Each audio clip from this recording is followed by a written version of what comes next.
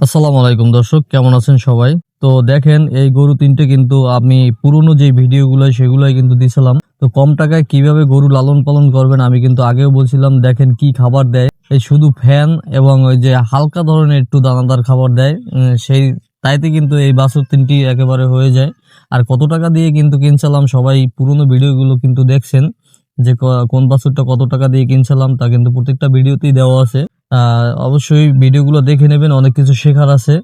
আর আমি এই ভিডিওতেই বলে দেব এই গরুগুলোর কত টাকা। যারা নতুন ভিডিওগুলো দেখতেছেন তারাও কিন্তু অবশ্যই দেখতে পারবেন যে এই গরুগুলো কত টাকা দিয়ে কিনছিলাম। আর নতুন যারা শুরু করবেন প্রথম থেকে কম টাকা কম পুঁজিতে, তারা কিন্তু অবশ্যই এই ভিডিওগুলো দেখবেন।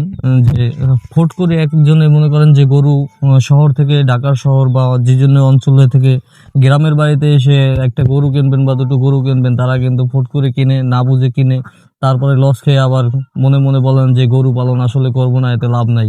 তো আমি আপনাদের অবশ্যই বলবো, যাদেরটা কম টাকা তারা কিন্তু এই দেশি যেই গরুগুলো, এই যে এই ছোট যে গরুগুলো, এগুলো দিয়ে কিন্তু আপনারা গরু লালন পালন করতে পারেন। তো অবশ্যই লাভবান হবেন। আর এই গরুগুলো খুবই ভালো মানের একটা গরু। আর গরু কেনার সময় অবশ্যই আপনারা দেখে শুনে কিনবেন যে গরু সুস্থ আছে কিনা, আর হাত পা লম্বা আছে কিনা। এই যে গরুটা, এটা কিন্তু 45,000 টাকা দিয়ে কিনছিল এই যে কালো গরুটা। আর আহ, এই যে মাঝখানের যে এই বাছুরটা লাল, এই বাছুরটা কিন্তু 41,000 টাকা দিয়ে কিনছিল। আর আমি কিন্তু প্রত্যেকটা ভিডিওতেই বলি, আমাদের এইদিকে কিন্তু গরুর দাম অনেক বেশি, আর অন্য অন্য অঞ্চলে কম হতে পারে।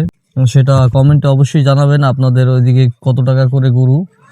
আর এই যে গরুটা বাম সাইডে যেটা দেখলাম মাত্র, যেটা বানতেছে, ওই গরুটা কিন্তু ওটা কত টাকা দিয়ে জানি কিনছিল আমার খেয়াল নাই, যদিও আমার চাচার। গরুটা পুরোনো ভিডিওতে দেখে নেবেন যে কত টাকা দিয়ে কিনছিল। সবাইরই বলবো যে অল্প টাকায় যারা গরু লালন পালন করবেন, তারা এই পদ্ধতিতে, আপনার বড় ধরনের ঘর লাগবে না, কিছু লাগবে না, বিশাল চারি লাগবে না।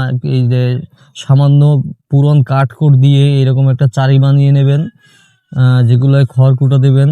আর কাঁচা ঘাস যারা খাওয়ান, কাঁচা ঘাস, আসলে কাঁচা ঘাস দিয়ে আমি গরু লালন পালন করি না, কারণ কাঁচা ঘাস খাওয়ার পরে গরুর যে খেয়ার, এগুলো তেমন খাওয়া বেশি একটা খায় না। আর কাঁচা ঘাস যাদের পর্যাপ্ত পরিমাণ আছে, তারা একেবারে কাঁচা ঘাস দিয়ে আর দানাদার খাবার দিয়ে লালন পালন করেন। আমি কাঁচা ঘাস একেবারেই দিই না, আমার কিন্তু দানাদার খাবার আর হলো যে এই যে। আর গরু লালন পালন যদি আপনি করতে পারেন, অবশ্যই লাভ আছে। আর আপনার সম্পূর্ণ টেকনিক গুলো জানতে হবে আপনার। সবচেয়ে বড় কথা হলো, আপনি প্রথম ভাবে যে গরুগুলো কিনবেন, সেগুলো হাত পা লম্বা দেখে কিনবেন, তারপরে সুস্থ আছে কিনা সেগুলো দেখে কিনবেন। আর এইসব বাছুরে সারাদিনে আধা কেজি খাবারই, দানাদার খাবারই একবারে সম্পূর্ণ হয়ে যায়। বড় যেই গরুগুলো আছে ওগুলো তো অনেক খাবার খরচ বেশি। সেটা তো যারা আপনি আস্তে আস্তে যে সময় খামার বড় করতে পারবেন, সে সময় আপনি বড় ধরনের গরু দিয়ে শুরু করেন। এই ভিডিওটা হচ্ছে যাদের একেবারে শুরু থেকে মানে একবারে প্রথম শুরু করবেন গরু, এই ধরনের দেশি বাছুর দিয়ে শুরু করেন, ইনশাল্লাহ আপনি লাভবান হতে পারবেন।